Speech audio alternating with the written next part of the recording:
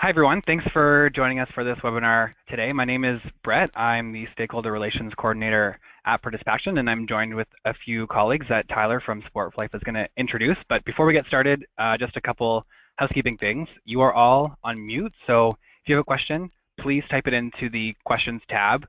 If you speak up, we won't hear you. I will be monitoring the questions as we go, so if you do have a question and it's pertinent to the information or what's on the slide at the time, to interrupt and ask the question, and then we can get it answered right away. If not, there will be a question and answer period at the end, at which time we have some folks on the call who will be able to answer the questions. So without further ado, I'm going to hand it over to Tyler from Sport for Life to let you know who's on the call with us. Great, thanks very much, Brett. I am Tyler. I'm the Communications Coordinator at Sport for Life. I'd just like to thank everybody for attending this webinar today. We appreciate the support. We want to thank the RBC Learn to Play grant recipients, both from this year, which is year 2 in the project, and year 1. It's great to have everybody aboard and taking part in these webinars, sharing their feedback and that kind of thing. A big thank you also to RBC and Participaction for supporting this webinar as well as supporting the Learn to Play project. On the call today, we have Philip Hockman from Sport for Life. He is one of the RBC Learn to Play community mentors. He works primarily in Atlantic Canada. And then we have Richard Monette, who's going to be hosting the webinar today.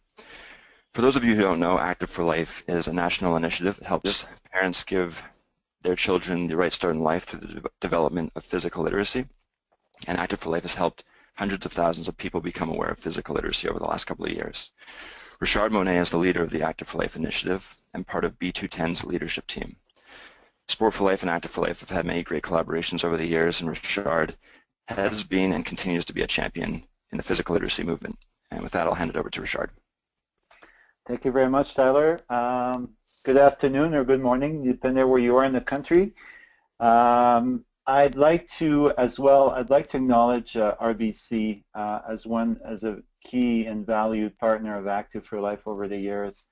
Many of the resources I will share with you were built and are able to be distributed because of the support of RBC.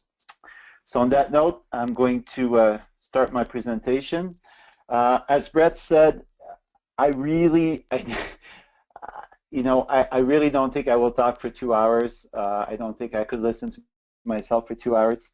But I also would like to answer questions at the right time in my presentation. So as Brett mentioned, if you have questions, do not hesitate to type them in, and I've given Brett permission to stop me and ask relevant questions as we go along. So there's 4 parts to my presentation today. At first, I will explain to you what Active for Life is, where we come from, why we exist. The second point is I'm going to share with you why we believe engaging the grassroots really matters, why it matters to engage people that are the gatekeepers of children's activity into the movement. The third point, I will share some free resources to help you advance physical literacy. And then we'll talk a little bit about what we call the new normal in sport. When I was looking at the list of attendees, I realized there's a lot of sport organizations that are recipient of grants this year, as it was last year. And I just want to touch a bit on how to engage the grassroots in sport. So, Active for Life. Active for Life is an initiative of B210, and B210 is a privately funded, and this is important to mention, B210 is privately funded organization that basically supports sports in Canada. And our purpose is to uplift sport in every way we can. And what I'll do first is I'm going to show you a little video. It's a 30-second video, and those of you who've listened to me talk before, you know that this is kind of my go-to video. But this little video from the 2010 Olympics does a few things. The first thing it does is that it demonstrates a great success for Canada, which is awesome. The second thing it does is that it highlights one fact, and the fact is that sport and any endeavor are usually quite complex. So in this case, you'll see, for example, a lot of people with red jackets, which is normal when you work for Canada at the Olympics, but you'll see a lot of people with red jackets, and all these people in red jackets were supporters, service supporters of Canadian athletes. And the number of people supporting these athletes demonstrate how complex the concept of sport can be. And I think that we all have the same task in a way. We need to take something that's quite complex like sport or physical literacy and simplify it for people, but without denying the complexity. So on that note, I want you to just watch quickly and just notice how many people are there to support these athletes.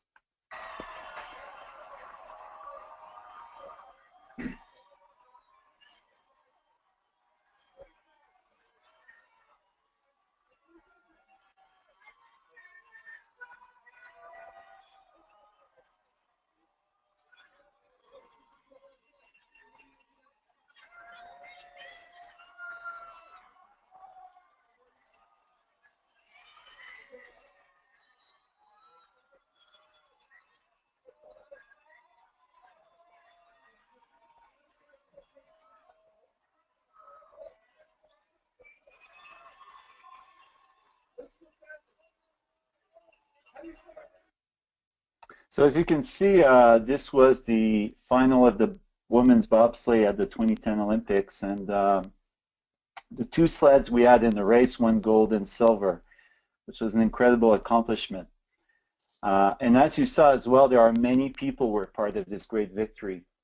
So to come back to B210, what B210 does is that we support Canadian athletes. So in this case, we supported 3 of the 4 athletes, Heather Moise, Ellen Opperton, and Shelly-Ann Brown. In many ways, we do not give money to athletes, but what we do is we provide them with services that they might be missing. A lot of these people that you saw that were there to support these athletes were in part paid by B210 to help these athletes achieve their goals.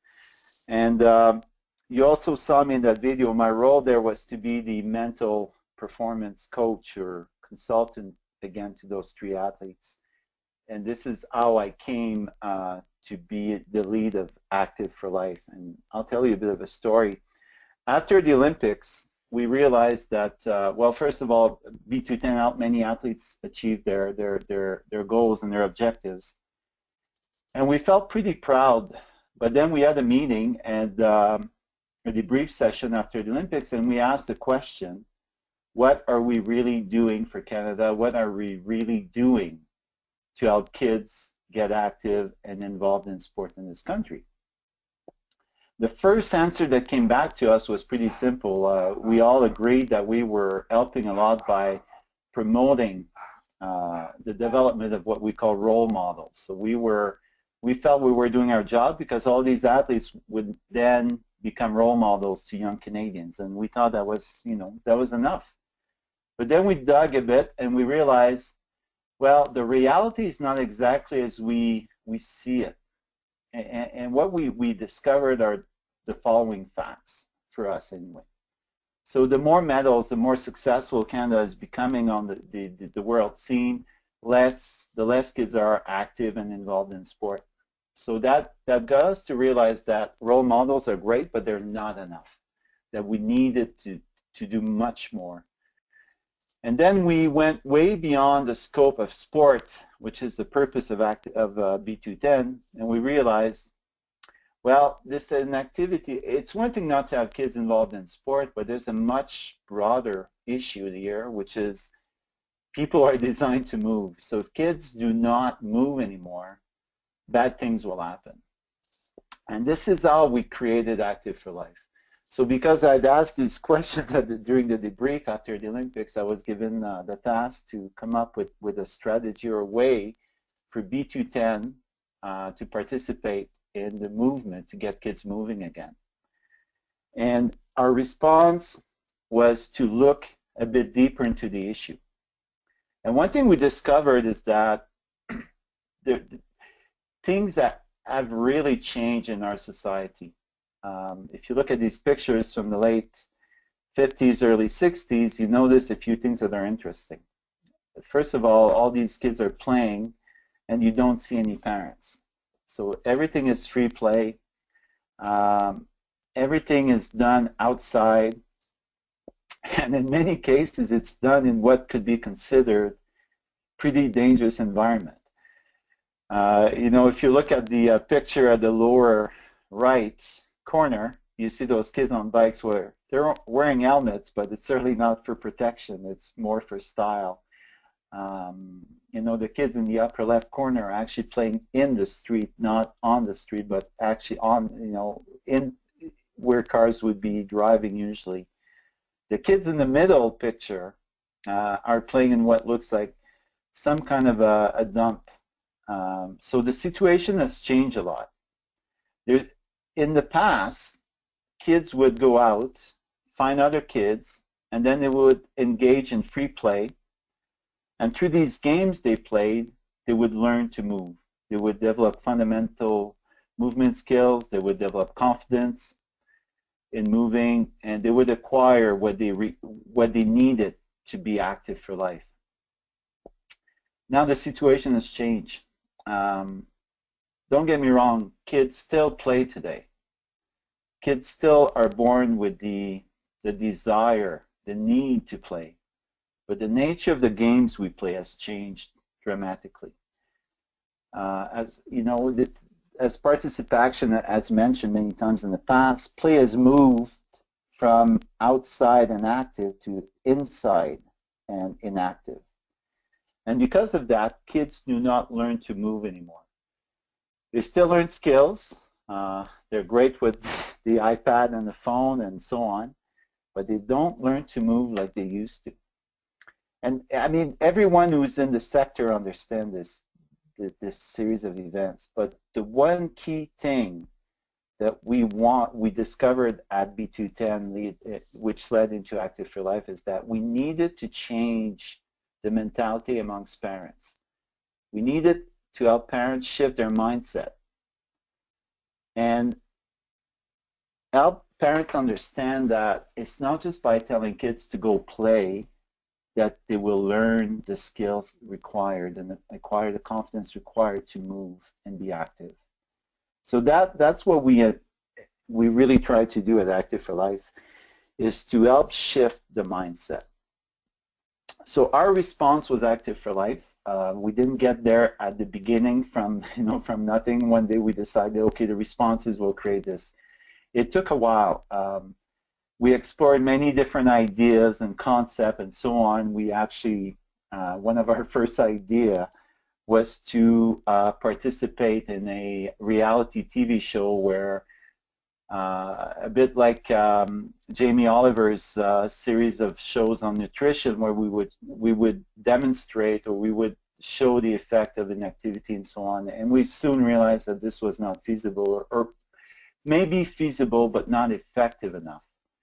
So we engaged in doing one thing, and this one thing was to sell parents. And I'm using this word intentionally, the concept of selling parents on the fact that physical literacy is vital for kids.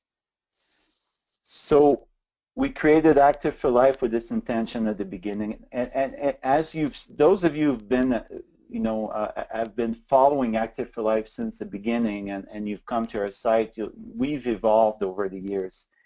And the reason we've evolved is because people who come to our site give us a great gift. They also engage with us.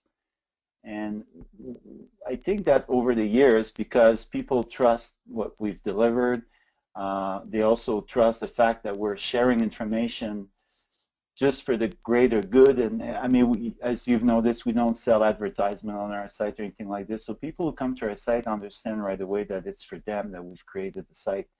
And they've engaged in a conversation with us, a dialogue, if you will. And through this dialogue, we've learned a lot about different things, things like what really makes parents pay attention, what are the issues that are important for them, and so on. So in trying to sell this concept, we've learned a lot back in return, probably more than we've actually shared, and we have evolved out based on what parents have shared with us. Now, I show this map here. This shows the users of Active for Life. These are the people that come to the site. We've grown tremendously over the last 3 years, and now we get, it depends on the month. I mean, obviously December is always not as busy as January. I think in January people make resolution to be active and get their family moving. Well, in December, for example, they're much more focused on Christmas and so on. But depending on the month, we get between 40 to 60,000 visitors on Active for Life, and these visitors view between 60 to 100,000 pages. This might sound like us boasting a bit and telling you how good we are, but really the idea that I want to share here is that the grassroots people are interested in physical literacy, and they share the information and they're intrigued by it.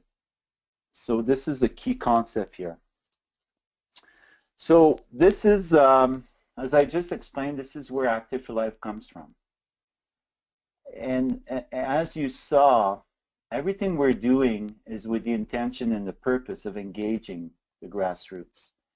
And we've got a bit of a different definition of grassroots. I'll explain it a bit further later on. But here's why it matters. So when we created Active for Life in its present form, and again, we went through some trials and errors and so on and adjustment, we realized that one of our main intention was to leverage and support every organization in the physical literacy sector. And here's our perception, our idea, our conception, the way we conceptualize this. What we saw back in 2011, after following the 2010 Olympics and when we decided to engage in this sector, what we saw is that there was a lot of amazing work being done, but mostly from the top down. All the work that Sport for Life, for example, did to make LTAD the norm in sport in Canada was a great example where they focused on the NSOs, the National Sport Organization, at the top of the chain of sport, and they changed the mentality and the procedure and the processes at the top. And that kind of work in those days was slowly and gradually trickling down to the grassroots.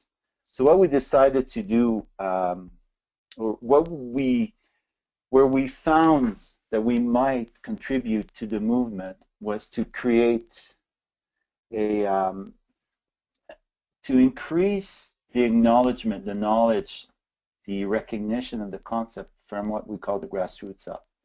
So really to mobilize the gatekeepers.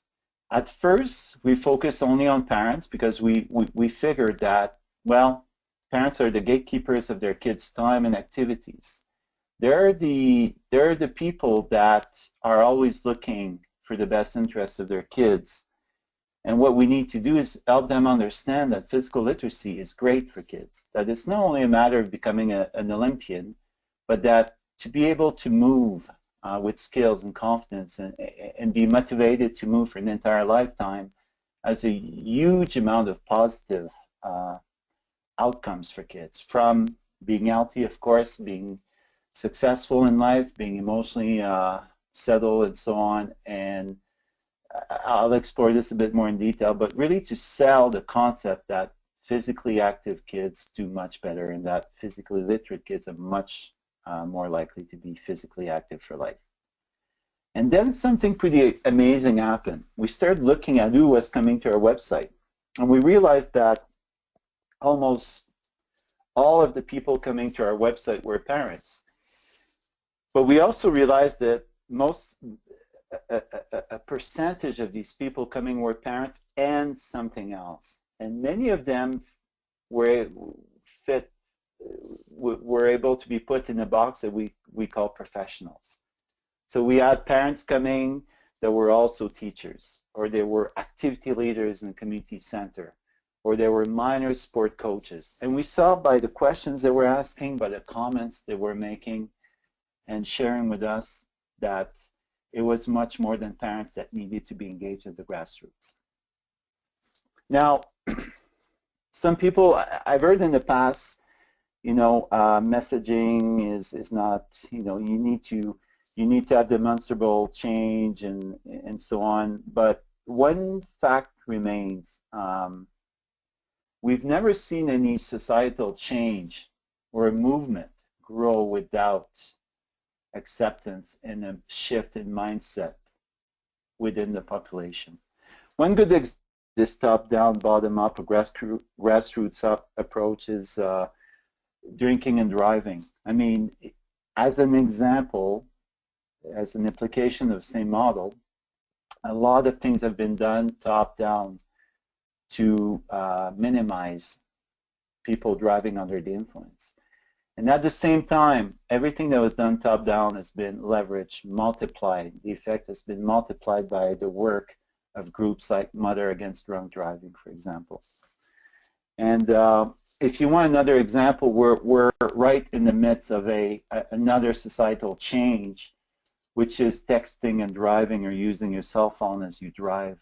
I was listening to CBC Radio a few weeks ago, and there was a police agent from the city of Calgary basically making the comment that even though the legislation has just been changed and that it has been made officially legal and you get a ticket when you actually text and drive in Calgary and Alberta, they were seeing the number of people doing it actually on the upside, not on the downside. And this shows that sometimes changing things from the top down requires much more to really, truly affect the population. Now, I don't know if you believe in what I've just said, but here's how this matters to you. If you are leading a program, any program right now, and I said earlier that at Active for Life we're trying to leverage every organization and really every champion that is trying to grow the physical literacy movement in this country. There's a simple fact that we've kind of worked based on for a while now. We truly believe that if you increase the number of people who know that physical literacy is vital for kids, in other words, if you increase the demand, that it will benefit every program out there, and that these programs that are emerging across the country are actually as well influencing the number of people who understand that physical literacy is good for kids. So as you can see, the more people are informed that physical literacy is vital to kids, the more they're informed and educated, the more they will demand such programming, the more they will support it. And at the same time, the more quality programs that are offered. And this is where it really matters, not only programs that deliver quality, it's not only delivering quality programming that will shift the needle, make the needle move, but also it's using these programs as a way to also educate parents on the importance of physical literacy. So my point here is that we need to educate, we need to offer programming, and we need to use these programs to educate parents. So it's a never-ending circle. It's a never-growing cycle, if you will. And this is how, if you looked at any change in any societal movement, this is pretty much the simplest expression of how things change. I'll come back to driving under the influence. It makes sense, it's logical not to drive under the influence, but it took much more than a logical idea to actually move the needle. It took people to assimilate, understand, and incorporate the ideas and the concept. And it took those people then to talk to others and share their perception and their understanding and their opinion that it was not the right thing to do. And that's when change finally started to happen. Any questions so far? I'm just using this as an excuse to take a sip of water, so just a second. Well, you can take a sip of water, Richard, but there are no questions yet, so. Okay. So, everything that I've talked to you about so far about engaging the grassroots comes down to another easy, well, maybe not easy concept, but what we're trying to do is that we're trying to turn science into what we call the right sound bites. I'll give you an example.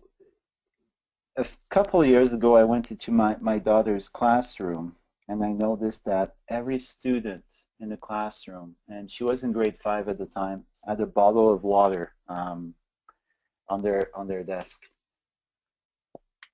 And I thought that was awesome. I mean, as you just saw, I drink water all the time, and I understand why it's important for me to drink water.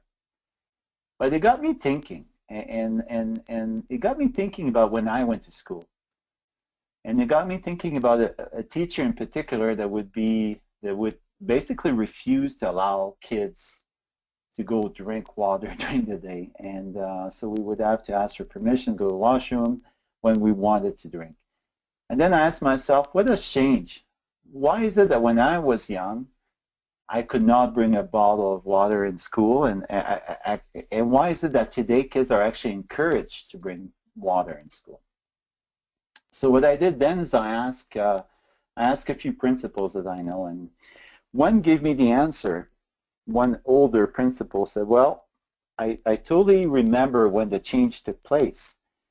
It took place when we started seeing science being turned into sound bites. And so what do you mean? He said, well,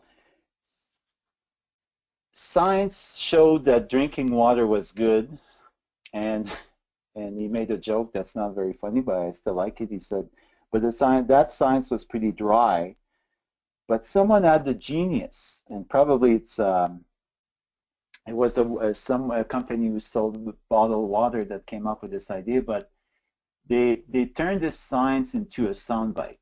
8 cups of water a day is good for you. And that caught on. This soundbite caught on, but it was based on good science. Now, that had an effect, but what really had an effect is when, from a societal perspective, the concept was accepted. And we knew it was accepted when we started seeing celebrities of all kinds drinking water all the time. So in those days, when bottled water was becoming quite the norm, you can open any magazine, any celebrity magazine, without seeing a celebrity with a bottle of water. And this was great for people who bottled and sold water. And then after that, there was another movement that took place against the plastic that made the bottles and so on. But the idea was very simple. We had science that said that drinking water was good. It was turned into the right sound bites. Then it was supported by societal acceptance, demonstrated by people doing it. And not only people doing it, but recognized people doing it. And that led to a question that came to principal. And this is the story that this principal was telling me. He said, at one point, parents started asking me why we weren't allowing kids to drink water in school, in classroom. And the logic that parents were presenting this principle was, well, if it's good for me, if it's good for my focusing ability and it's good for me physically and mentally and so on, it's also good for little Johnny. So this is how we went in terms of water, drinking water, from science to soundbite. So what we're trying to do is really promote that, the same process, the same concept, the same evolution with physical literacy. The science, the ever-growing body of science, is quite clear. Physical literacy is good for kids. I don't think anyone could deny that. So what we want to do now is we want to turn this science into sound bites, the right sound bites, so that it does become the new normal for parents. And that not only do they engage with their kids in getting them to develop physical literacy, but that they also start asking, demanding, supporting programs that develop physical literacy. Okay, if you're still with us, what we've done is I've explained to you where where we come from at Active for Life, and then what we're trying to do in terms of what we call really getting physical literacy in the water. And to do so, we're supporting every organization that actually delivers programming and education on physical literacy. So what I'm going to do next is I'm going to go to our website, and I'm going to show you some resources that you can use. And as you see on this slide, everything I'm going to show you can be accessed through our main navigation bar. So first we'll go to what we call physical literacy, then activities, and then pro resources. So it's quite straightforward, and all these resources are available for free. So let me switch over to the website.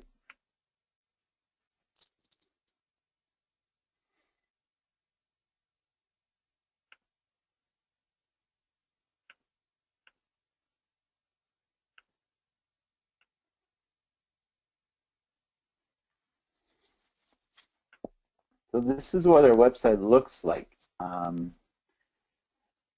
And as you can tell, when we created Active for Life, the first incarnation was a microsite, and that came out in 2011. And the microsite was designed to share information. And then we looked into the concept of a microsite where information was shared with an audience, and we realized, it's great, it's giving the right information, but in order to create a movement or to support a movement and really changing perception and mentality and shifting the mindset at the grassroots, we need a bit more than that. And then we looked at other organizations and or publications that were having success doing this. And what we realized is that they function in a different way. Is that they engage with their audience in a different way. So what we've decided to do is switch to the present model in 2012, which is an electronic magazine or e-zine, where we share all kinds of information that are of interest to parents, and some are directly related to physical literacy, some aren't. But the goal, our goal anyway, is to offer many entry points to our audience. So some people might be into sports, some people might be into technology, some people might be into arts and dance and so on. So what we do is we offer a buffet of different entry points, and then people can actually find what they will appeal to them, and that's their entry point to do physical literacy. I'll show you this video that just came, that we just published, I think it was last night. I just want you to look at this video, and you'll see someone might say, well, this has, someone who doesn't like dance might say, this doesn't have much to do with me, but someone who loves dance could, and understand about physical literacy a bit, will make the connection already. I won't show you the entire video, but we'll look at it for a few minutes just to show what kind of material we share.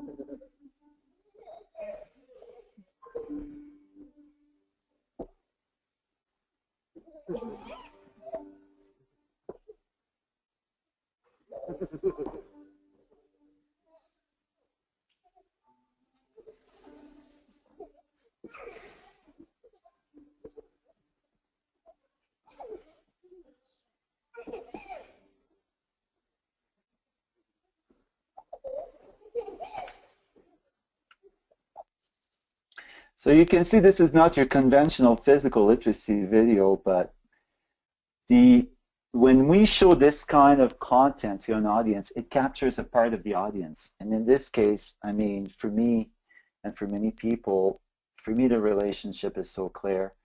You know, a kid learning to move, developing the confidence, manipulating the environment, having fun doing it. This is exactly the kind of information that might not be your typical, your traditional piece of information about physical literacy, but it's the kind of information that actually sells physical literacy to different parts of our audience. So I'll show you a few, beyond these resources here, these articles that you've got, we've developed some specific resources. So I'll show you one here that we called our infographic. So we've developed this infographic. If you just go to Physical Literacy tab, I'll just make this a bit smaller. We've developed an infographic that explains in an easy one-page visual element just to explain what we believe is physical literacy and why it's good for kids. And it connects people to different parts of the website. But what's really cool is we've also created a downloadable version. So if you like the poster, if you like this infographic, you can print it. Like in this case, this is an 8.5 by 11 format. So in every case, every time we find something, we try to make it available for people to use easily. So you can either email this or print it and so on, and you can post it up on your wall. That's one example of a resource that we've developed over the years. Another one that is quite popular for us is the one called Activities. And this was designed specifically for parents at home that are looking for activities to do with their children. So it's a very simple concept where there are different activities to do with kids. And this is one of the most popular sections of our website. We get thousands and thousands of views every month of people coming here and downloading these activities. In this case, you can actually sort the activities. So let's say I've got a kid that's 8 years old and I want to work on balance or help that kid develop balance. The algorithm will actually select certain activities to be done with that age group with that specific fundamental movement skill. So that's another example. And this is something that you can email to people, you can include in your newsletter and so on. Now, the last section I want to show you, this is a bit more extensive. I want to show you something we call Pro Resources. I explained earlier that at the beginning we focus specifically on parents. But with time we realized that many of the people coming to our website, to our platform, our web platform, were actually professionals in some capacities. And when we asked them, why do you come and what would you like to see on our website, they started telling us certain things, like they would like more resources, they would like lesson plans, they would like all kinds of different things that could help them develop physical literacy. So we've created some of these over the last few years, and again, thank you. RBC was a main contributor in this this project and in developing some of these resources. For example, we've developed some lesson plans, and I want to make this clear. We are not the only organization that has developed and make lesson plans available.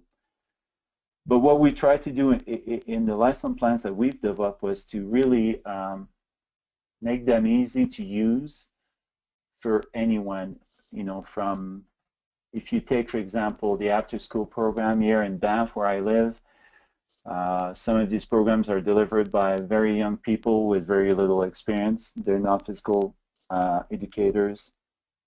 So we developed lesson plans that we believe would be easy to use. And we've combined them with other tools from other partners. For example, 60-Minute Kids Club has created some, with the help of TELUS, some really amazing videos in our mind, and easy to use videos that you can see, that you can download anywhere with an iPad, that are The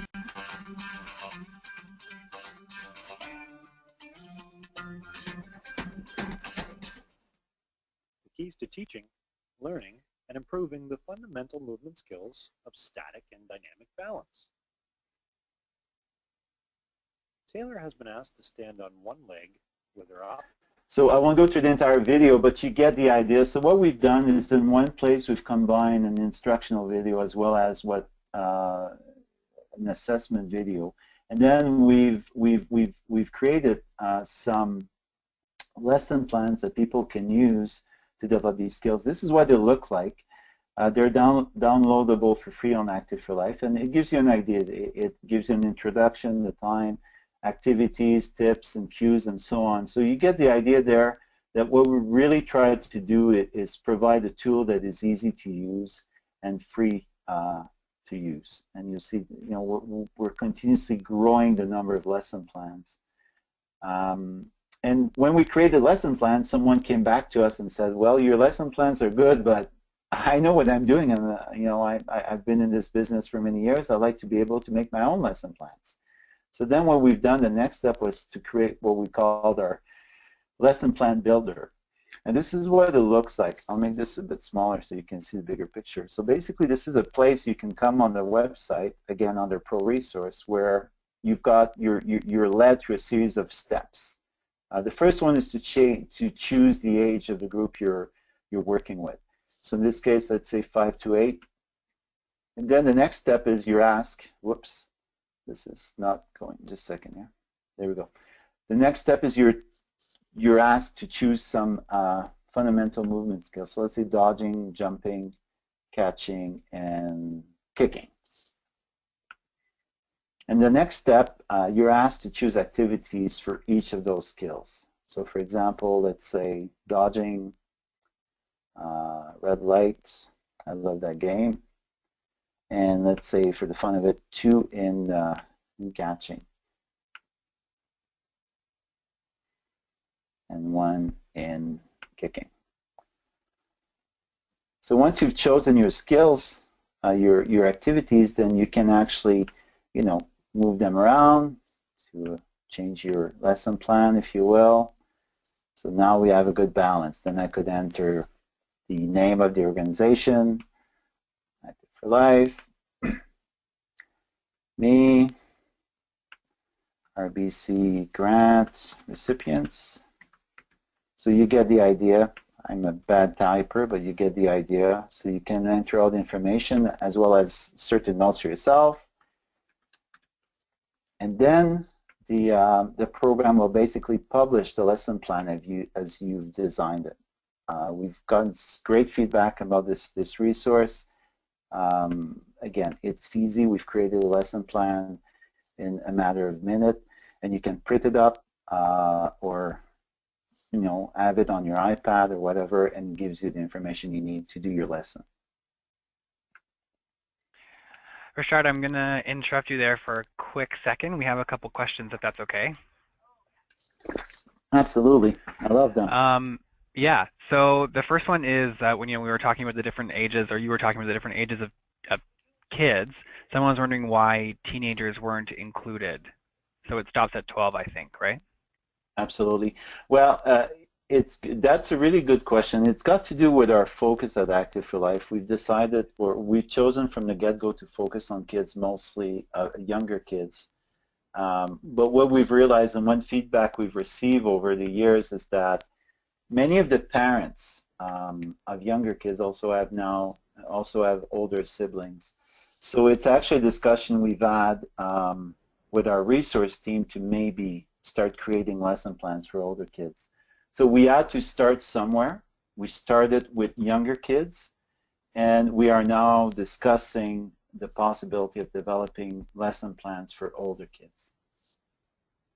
Great. In addition to that, as a follow-up, on one of the previous pages, there were links to different videos that I think the 60 Minutes Kids Club have helped you, or you linked to, I should say.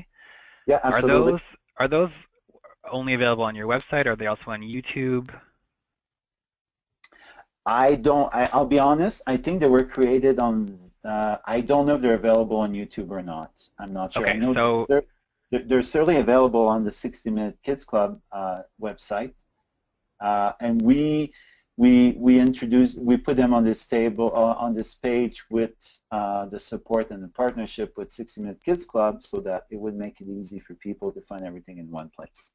Awesome. So if you're looking to check those videos out again, I would recommend going to the Active for Life website or 60 Minute Kids Club. Exactly. Another question. So for the lesson plans, do you, Richard, recommend cool downs after the activities? Even though my first degree was in kinesiology, I will not go into there. I will leave that to the expert, the true expert in the field. This is, I believe there, if you go, actually, let me see what we put in here. I don't think we addressed this specifically, but we usually put information about introduction and so on. So the short answer is absolutely, possibly, probably, but we trust the professionals to do this. In other words, you know, I'm not talking to a physical education specialist right now. Mm-hmm. Does that make sense? Yep, thank you. Another one, last one before we continue on. So I know that a lot of this webinar is about creating awareness. So we understand that creating awareness can influence programs, but do you feel that leads to change in, let's say, school policy or urban planning, things like that? That's a really good question. There's a well, I could speak for an hour about this. I believe that if we all work together, the answer, and this is not a short-term answer, the answer is yes, eventually.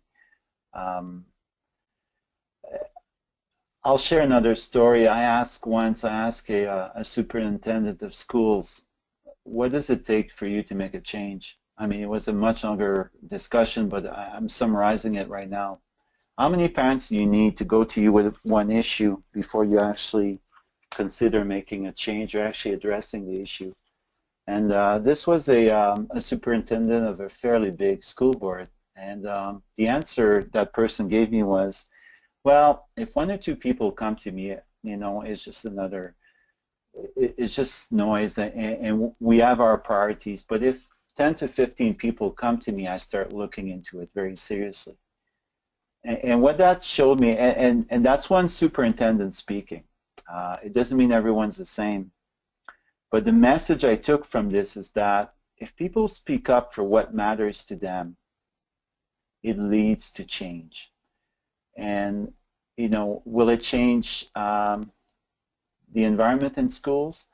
Well, we published an article actually about this amazing, I can remember the exact name, this amazing school where they manipulated the floor to promote kids exploring different locomotion modalities in the hallways. And we published that article, and it was one of our most popular articles last year in 2015. And recently I saw another school actually applying the exact same concept. Let me just actually, I'll see if I can find it. But, you know, did we create a change? No. But whoever came up, and again, I'm looking for the information here. Running.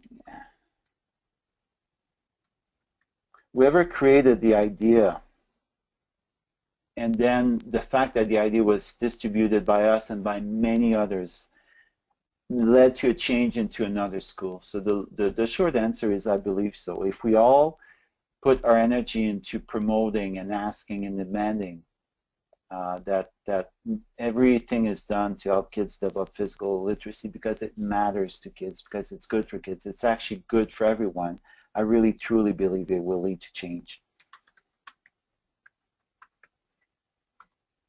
Awesome, thank you. Another question that has come in for the lesson plans and the games and activities. Are there adaptations for persons with disabilities? That's another thing that we're working on right now. This has actually been a key element of our last resource meeting. We are developing resources in collaboration with different organizations for children with disabilities. So this is the article I was talking about. This is about, let me find the name, the exact name. It's at the L School, Panorama L School in Northwest Calgary. And it's Chris Fenlon McDonald that led an initiative in collaboration with Dr. Dean Kriller, where, as you can see, they've changed the flooring in the school to promote different modalities of movement. And I just read recently that the school in Lethbridge, Alberta, had adopted the exact same concept. So this is an example of a great idea from people who are doing it for the right reason. in a simple way, in a fashion that is applicable and easy to apply, that actually create change in one school that affects change in other schools. Okay? Cool. Quick question. Are the AFL resources available in French? Yes, they are. Love it.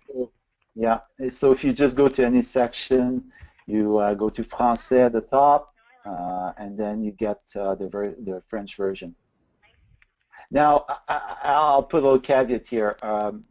We are mostly privately funded, so we do our best to keep up on the French side, but our French budget is not unlimited, so we are a bit behind in French, so you will find more activities in English than French, but we are, you know, catching up as quickly as we can. Any more questions? Yes, there is actually a couple. Did you want to continue with the questions? Sure, I'll take two more. I'll take two Okay. more and then we'll move on. Sure. So one of them is awareness from the bottom up is really important. What can Active for Life do or provide to assist new teachers entering the school system as it relates to the lesson plans and development of physical literacy awareness and knowledge? That's an interesting question. As you know, our system, our education system is curriculum-based, and the curriculum varies across provinces and territories. So we never endeavor at Active for Life to say that, no, we can provide curriculum or whatever to different teachers. What we're providing are ideas and resources that can help new teachers do two things. First, understand what physical literacy is about. Second, you know, and by understanding, I mean giving ideas, giving content and resources, etc. But these resources need to be then adapted to different curriculum. And we've actually are working with some professionals, and we are looking at the possibility of maybe getting volunteers in each province to see if our lesson plans can be tweaked to meet curriculum, because this is a need that has been expressed by many teachers. The second thing we can do, new teachers, young teachers, do is help these teachers educate parents on the importance of physical literacy. And this is where I will go next on the website after I answer the following question. But one key element is that teachers, coaches, leaders in the cultural or the community sectors are in a very privileged position to actually not only help children develop physical literacy, but they're in a privileged situation to actually influence parents and everyone that has the best interest of kids at heart. They're in a position to share some sound bites, share some piece of information to actually help parents understand why physical literacy matters so much. And one thing, again, we'll go to this section next, but we can help teachers do that. So last question, then I'll move on to the next section. Sure. It seems that a lot of the programming is focused on an urban setting. I guess that means within a school. I'm not sure. But is there programming for rural and remote locations? I think that we've designed the programming to be pretty easy to apply in any kind of situation. So I don't think it really is focused on I think it applies in any situation. The lesson plans, for example, are pretty straightforward, pretty simple. They don't require much equipment. They can be done inside or outside in most cases. So I think they're pretty applicable. If you explore them a bit, you'll see that they can be applied in different environments, in different contexts. Awesome. Good? Okay, so good, yeah.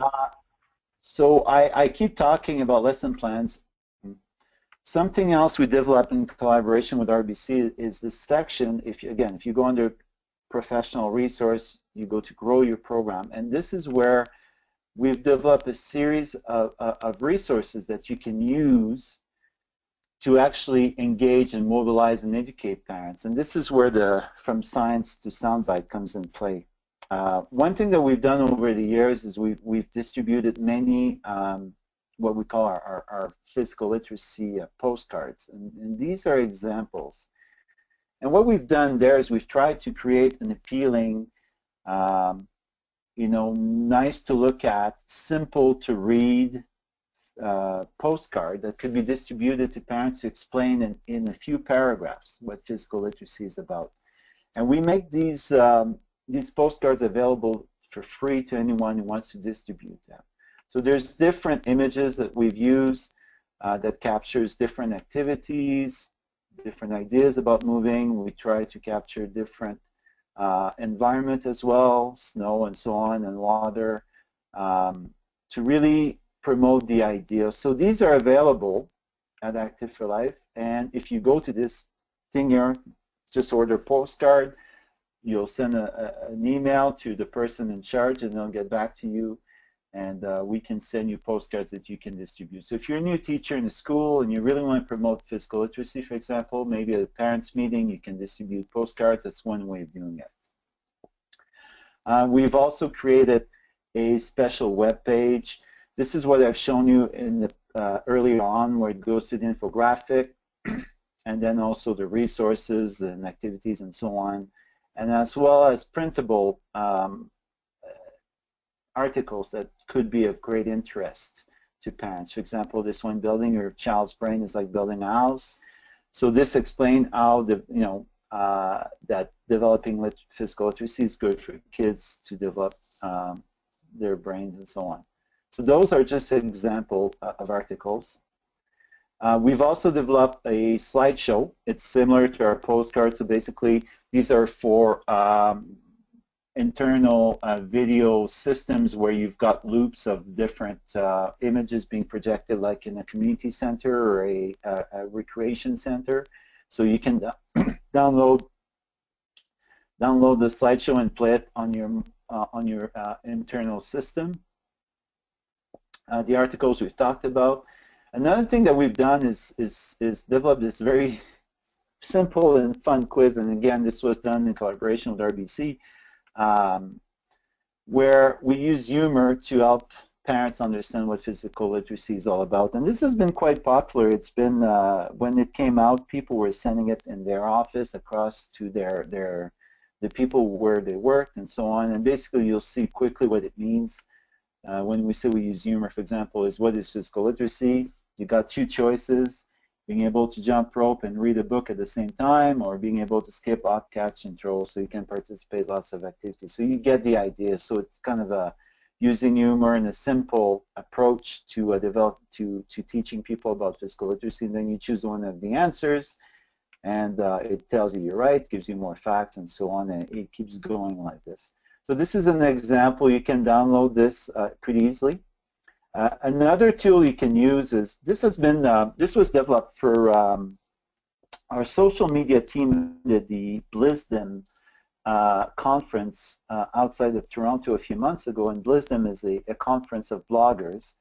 And for that conference, we developed this resource called the Fortune Teller. So I don't know if you, this was quite popular when I was younger. We had this Fortune Teller where you fold it, and then you put on your fingers and you say a number, and you get to a certain thing to do and so on. But in this case, what we've done is we've developed it so that it gets people to do different activities, so you can play with your child. And again, these are downloadable, printable tools that you can use to promote physical literacy in different fashion. So this is, again, under the Grow Your Program section of the website.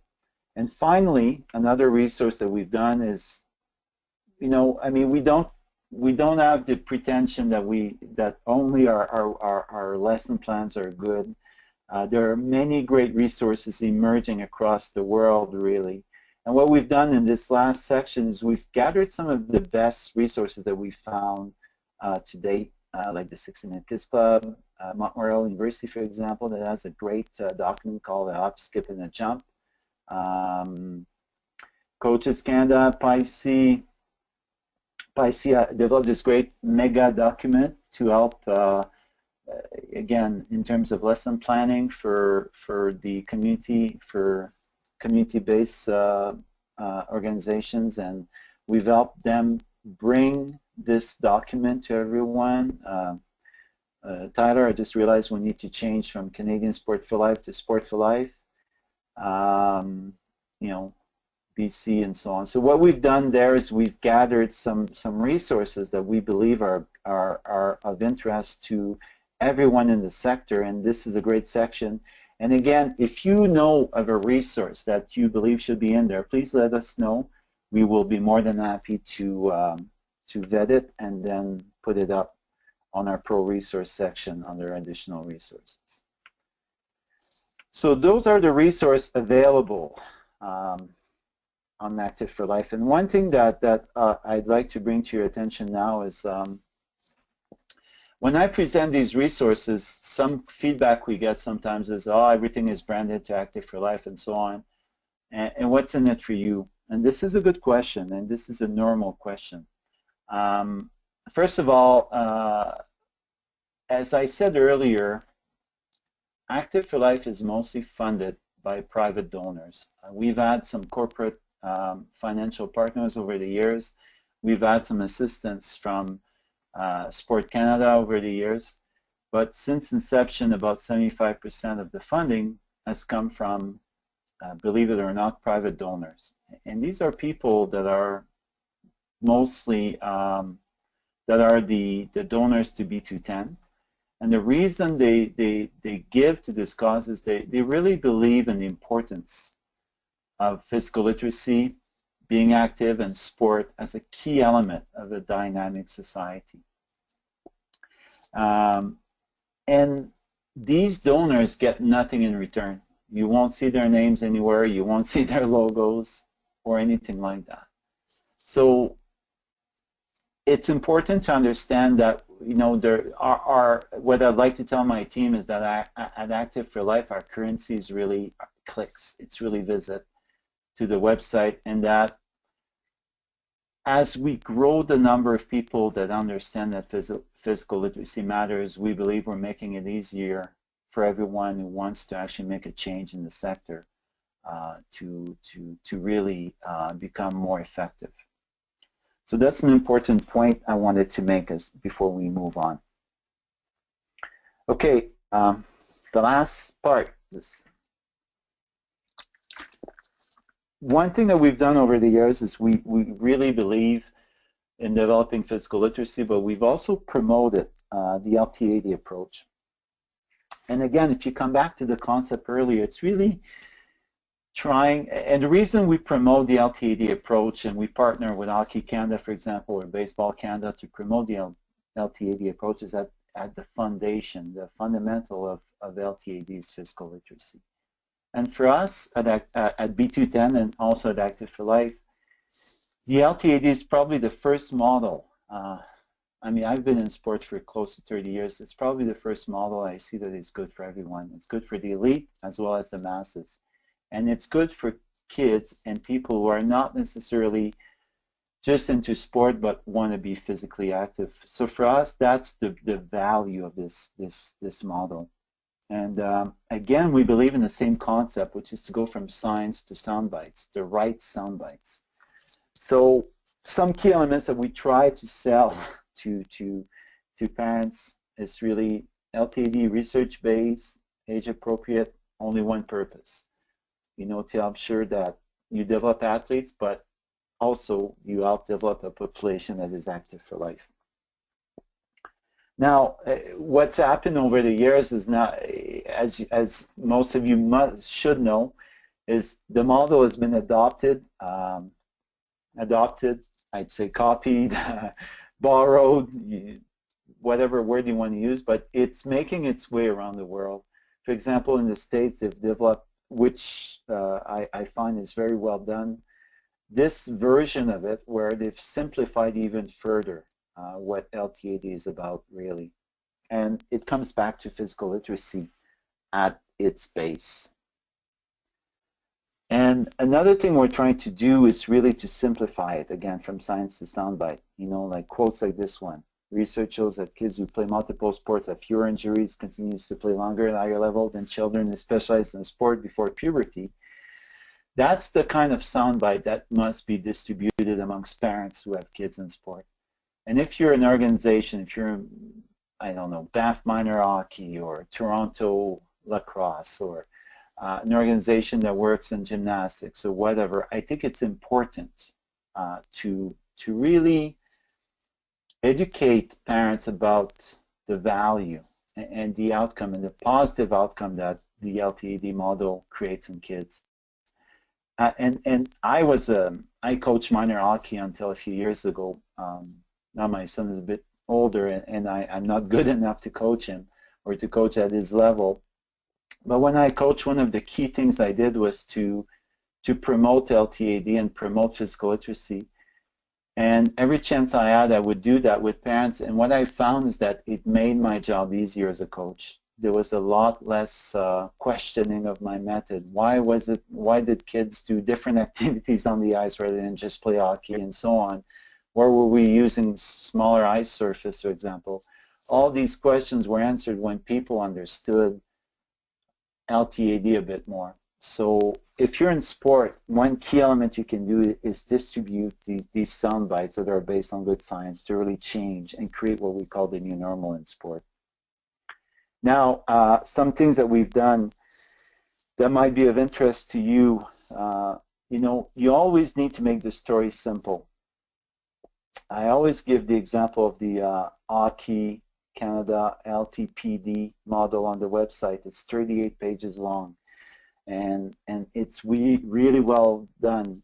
But working with Hockey Canada, we realized, well, we need to simplify the story, make the story simple for parents. And same with Basketball Canada or Basketball Ontario in this case. We need to make our stories simple. Many people in sport are specialists. They've got huge knowledge.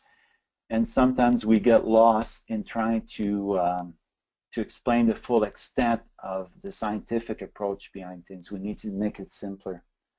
The other thing is we need to make things easy to find. This is an example that we've done. So LTAD is a topic that is becoming quite popular in sports circles.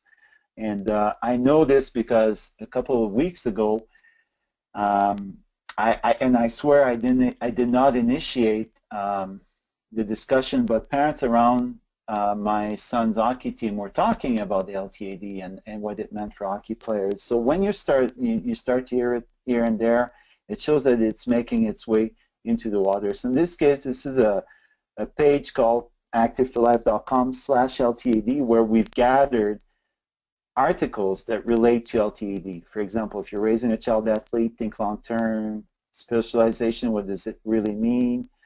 This one we've designed specifically for the Coaching Association of Canada, 6 tips for teaching parents about LTAD, and so on and so on. Or like this one, specializing in sport could fast-track your kids to the hospital, not the major league.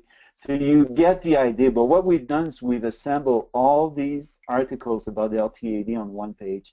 And again, the point, the intent, the purpose is to make it easy for parents who actually find or are looking for information to find this information. So if you want to go to this page, it's activeforlife.com/LTAD. Another thing we realized too is we got to shock people a bit in a good way. And we try to make the story surprising, like in this case, hockey player in training. And I tell you, when I present this image and we use this image, it creates a reaction. It's an interesting, I can't say that word today, but it's an interesting twist on an idea where, you know, when you open up a certain point of interest like this, when you create a dissonance in people, when people have to stop and think for a second, it opens a little door of curiosity. It helps people understand that maybe there's a bit more to it there. And this is the last thing that we're really trying to promote. It's really, we should all work together on selling the story. So this is an example from the United States, and I know there are tons of examples in Canada as well. I know there are tons of organizations trying to work together, but this is an example where all these organizations in the States, from the NFL, the NCAA, and major baseball and so on, gathered up and shared a statement. And this is something that we should do more and more and more in Canada, where we could say together, okay, baseball, soccer, hockey, you name it, you name the sport, we're working together to really promote the model, the LT80 model. So, in conclusion, very simple idea. What we've realized over time since we started Active for Life, and what we've realized talking to people in the sector, and talking to parents, and talking to people at the grassroots who are gatekeepers to kids' activities, it's really the quiet majority that we must engage. And this is a concept I took from Sheldon Kennedy, who's part of the Respect group, and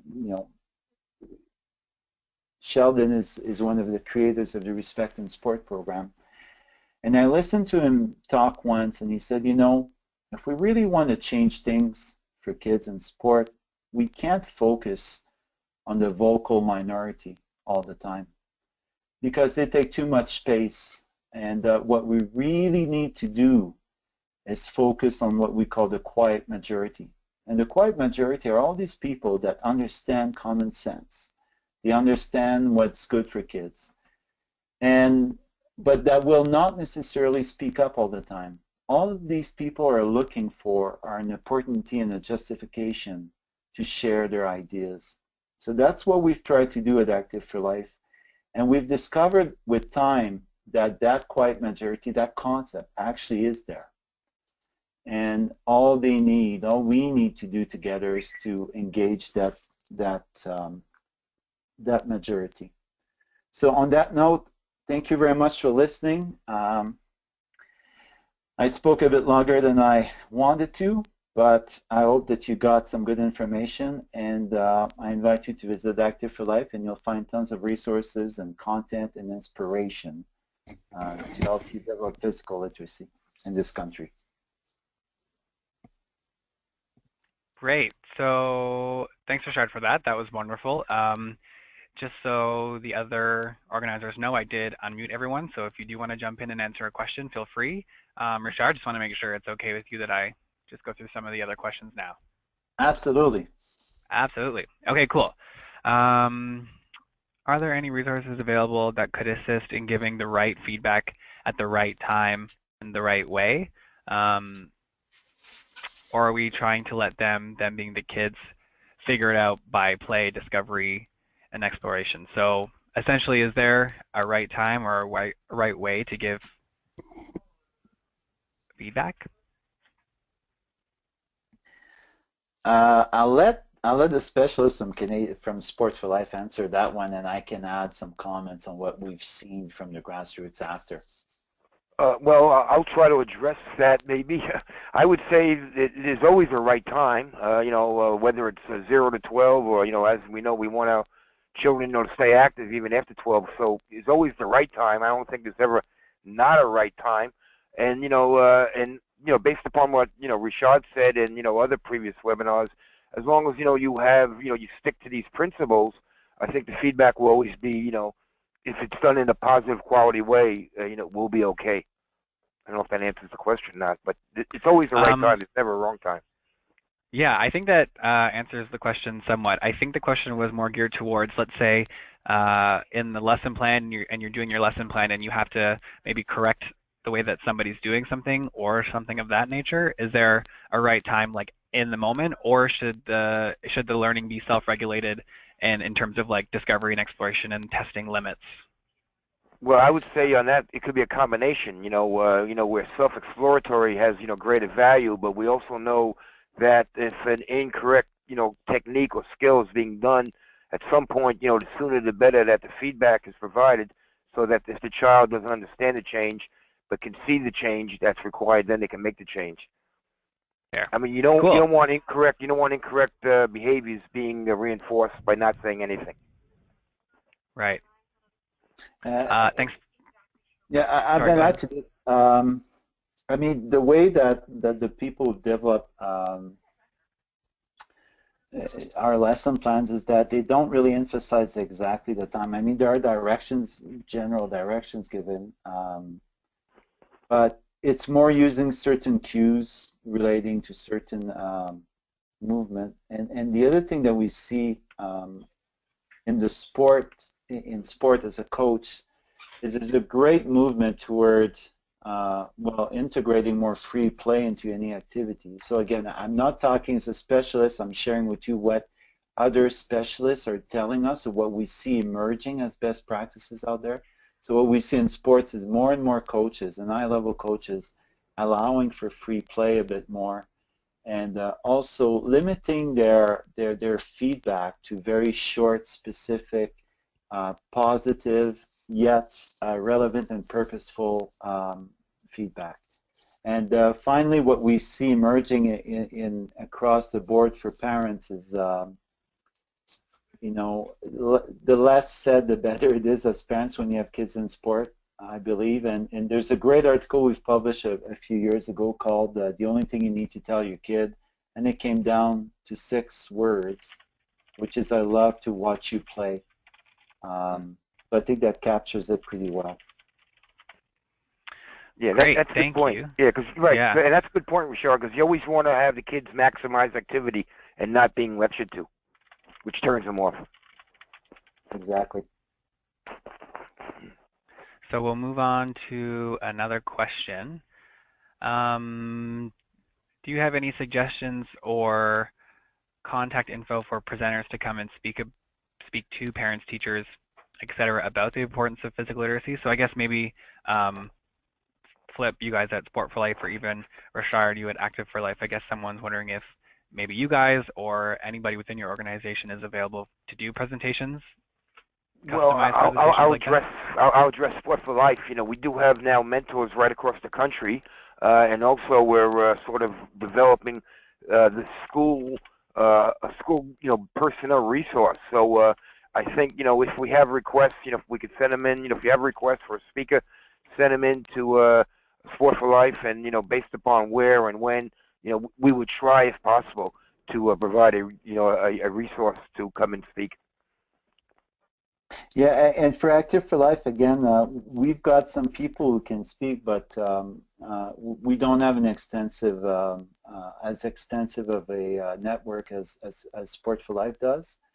But when we can, we will send someone speak to event. But again, we're privately funded, and we don't have that many speakers, but we've got lots of people who love to speak.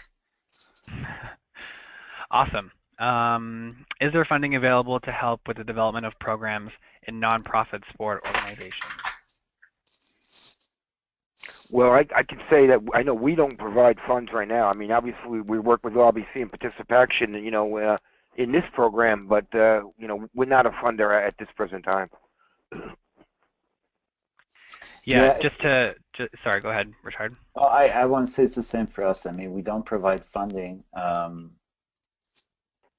But I mean, whatever we can do, we try to do. Yeah, same with us. Yeah, in like a mentorship or organizational capacity in terms of planning and stuff like that. But I will say, I mean, like you said, Flip, the RBC Learn to Play project does. I mean, it is a grant funding program. Definitely. Nonprofit. And over $2 million went into communities this year, right? Yeah, thumbs up, right? So nonprofits can apply. I was just checking out online the 2 different types of grants. So Flip, correct me if I'm wrong, but there's the community action grants, and then there are the leadership grants. And I think if you are a nonprofit organization, I think it'd be best to look towards collaborating with some other organizations and maybe applying for a leadership grant. Definitely. To help implement action plans and transform the way that sport and physical activities are planned and delivered in your jurisdiction. Without a doubt, and year 3 funding, will continue, and the applications will be online, and come springtime, and year 3 funding then will go on. And by the way, previous year 1 and year 2 funders, recipients are eligible for year 3 funding, on another contract. Go for it. And I just actually heard today that the grant opens March 7th and closes May 9th. There you go. So for anyone who wants to jot those dates down. Right. Another one says, Active for Life, you have many great resources. Love it. What is your recommendation on using these resources to engage parents or quote unquote the quiet majority? Do you want to get me going for another 2 hours? I know, I was like, here we go. There are a few ways. You know what? I'll come back to the concept I've used earlier. What we found over the years is you've got to give people many entry points. One thing that we realize is we don't know how to engage parents specifically in each context. And the idea I'm trying to communicate here is that everyone is an expert of their own context. For example, our outreach team has worked with people in the Northwest Territories, and the way they did things was completely different than people in Ontario, and the reason was that in their context, the person that was the champion on the ground knew exactly how to do it. So my suggestion there is go with your gut, go with your intuition, and try different things that you feel will work in your context. That's what we found that works. I mean, there's not one formula to do it, the same way. But one thing I can tell you is that we've got tons of resources to help you do it once you're ready to take a jump in and try to engage people.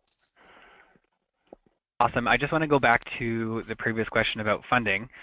Someone actually just threw in a comment there which is great, and I didn't even think about it, but it's true. Via Sport BC also has grants to help with funding new programs. So if you just typed into Google Via Sport BC, their website will show up. I'm not 100% sure if those grants are only specific to folks in BC. I'm not 100% sure, but I think they probably would be. But I would say this. Yeah, I know thinking throughout yes. the country, different provincial governments have different specific, funding application processes that now physical literacy seems to be, on the agenda. Awesome. So I know from Nova Scotia, you can get a regional grant. There are different grants available from the provincial government within Nova Scotia, for example. And I can't speak for the rest of the country, but I know a lot of provinces have, funding grant programs that, physical literacy seems to be now more eligible. Mm-hmm. Thanks, Flip. This next question is for you. You mentioned earlier about you having Sport for Life mentors across the country for folks to get in touch with and engage with, and someone was just wondering how you become a Sport for Life mentor. That's a good question. Again, a lot of the things are, resource-based, based upon, our financial allocation. So again, if you're interested in maybe becoming a mentor, maybe drop a line into, either Leonoris or Tyler or myself, and, send along your resume. And, now we're always looking for champions. And, a mentor doesn't have to be just a mentor for Sport for Life, but it can be a mentor in your community, in your region, in your province. So, anything that we can do to help champions improve their skills so that ultimately the community can benefit at large, we will do our best to follow up from that request and that person.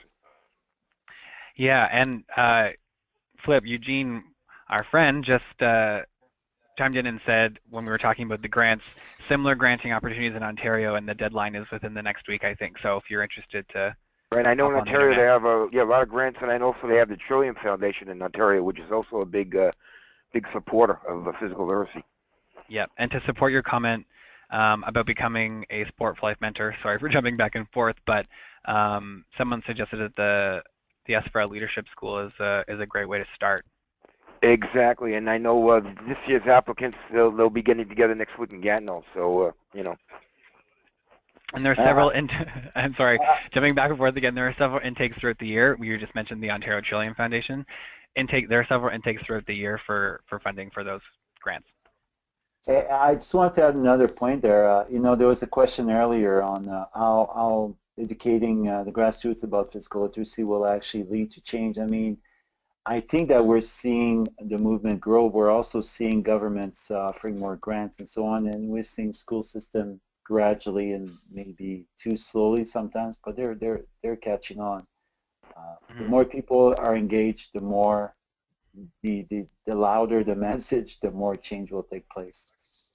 Exactly. Moving on to another question. Are there resources available to engage older adults of 55 plus in physical literacy activities? Yeah, go ahead, Richard. You can deal with that one. Oh no, I mean I was going to say again, our focus are children, but we are seeing we're seeing more and more requests for that. So on to you, Philippe. Yeah, yeah, and same here. You know, and Active for Life. You know, whether it's with an LTAD or Active for Life, that means being for life.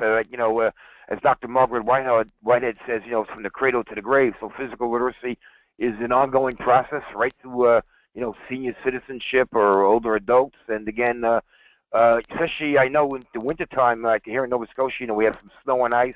You see seniors falling, and if they're more physically literate, we'd reduce falls, we'd reduce injuries, we'd reduce accidents, we'd reduce demand on the healthcare system.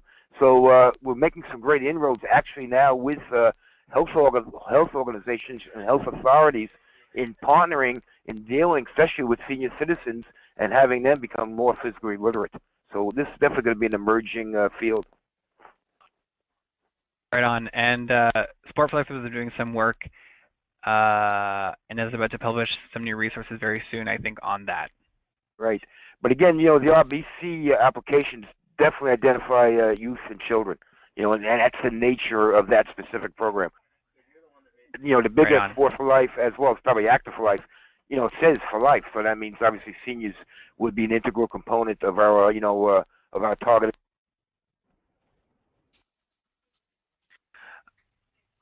It sounds like Flip just got disconnected. No, I'm still Flip, there. you're still there. Oh, Yeah. sorry. I just thought it sounded like you got cut off, but No, I'm good. no, that's good. Okay, cool. Someone was actually wondering when we were talking about the Sport for Life school, similar, not the same. Right. Where can I find the email to submit a Okay, resume go to to be Sport a for mentor? Life under Leaders School, or contact me, or Paul Jarabala is actually in charge. I know the deadline for this year's program was over in the end of November, but again, it's an ongoing annual renewal process. So just go to Sport for Life Leaders School. I'm sure you'll find it. And if you can't for some reason, email myself or Lear or Paul Jarabala at Sport for Life. Great. And just to jump in there quickly, Yep. to make it easy, if you're trying to reach Philip or myself, Tyler, or if you are trying to reach Leah or Paul, it's just our first name at canadiansportforlife.ca. Thanks, Tom. Awesome. I think the page 2 is canadiansportforlife.ca/SLF. Next question. In terms of instructing children, how does the programming and instruction change when you go from classroom sizes of 20 to 30 kids to camp settings where it's 50 plus?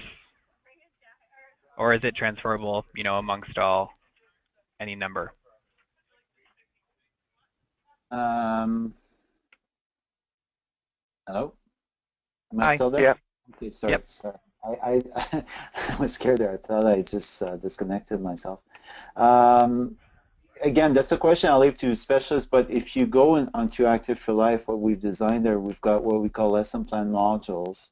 And if you see under this, and this is one of the sections that we will grow with time, but we've got, summer camp, for example, 1 week, 4 weeks, and so on. So what we've done is we've assembled lesson plans that would apply in the context, in the context of a summer camp. So I would invite you to visit those, and they were designed to be applicable with a larger group. So that's one place to start. But again, we're not the only resource available in this area. But under lesson plan modules, you'll find a series of lesson plans for summer camp setting, for example. Great. We have only one more question right now, unless someone else wants to throw one up. It's coming from a group who's organizing a physical literacy summit, and it's focusing on youth, and there are some professional development opportunities for teachers and coaches. It's in the spring, it's in the Niagara region, and are there any resources that you could recommend that would be helpful for them? I guess maybe resources available to the folks as like professional development or handouts, anything like that? Yeah, can I address that one right off the top? I mean, first of all, two things. If it's in the Niagara region, they should definitely contact Eugene, who would, hopefully, be involved. I know Eugene's on the call. He's one of our mentors. He's our, Ontario mentor, and he would, I'm sure, be available. And also online, we have actually a specific a guide for organizing a physical literacy summit, based upon the experiences that we saw happen in Hamilton. So, it's a great 30 page document from A to Z about how to organize a physical literacy summit. So, whether it's for participants or professionals. So I would say definitely, download that resource and definitely contact Eugene, the Ontario mentor for Sport for Life. And Eugene just sent me a smiley face, so he would. I'm sure that means he's open and willing to help you out. Right, exactly. I know Eugene. I'm sure he would be. Again, anything we can do to assist that summit, please, please ask. It's like, the more we get asked, the better it is, because that's what we're here for, resource to, to assist everybody throughout the country. And to add to what Philippe said, there is, if you go again to grow your program, you'll find any emails will direct you to our outreach partnership, like in this case, if you press on order postcards, and you can talk to someone who will share with you what we've learned from some of our partners. So we haven't organized many, like you see the email goes directly to outreach@activeforlife.com. So, we haven't organized many conferences ourselves, but we've certainly talked to a lot of people who have done the same. And our outreach team, our partnership team, can share a lot of information on how to use these conferences to help educate parents. Love it. So there are no more questions at this time. So I think what we can do is definitely say thank you to Richard and the folks at Sport for Life for joining the webinar and answering the questions and giving us all this great information. Much appreciated, I'm sure, on behalf of all the participants. Again, this webinar is recorded, so I'm probably gonna or likely hand the recording over to Richard and his team and see if it can be uploaded to their website in some capacity, and then we could share it out, or you could rewatch it or share it with your colleagues. So awesome. Again, yeah, thanks for everyone who came on. Any last remarks? Yeah, thank you Richard? for allowing me on, and Richard, you did a great job, and I'll see you guys all next week in Gatineau. Sounds good. Great. Looking forward to it. Thank you, everyone, for listening. Bye-bye. Have a great day, everyone. Bye.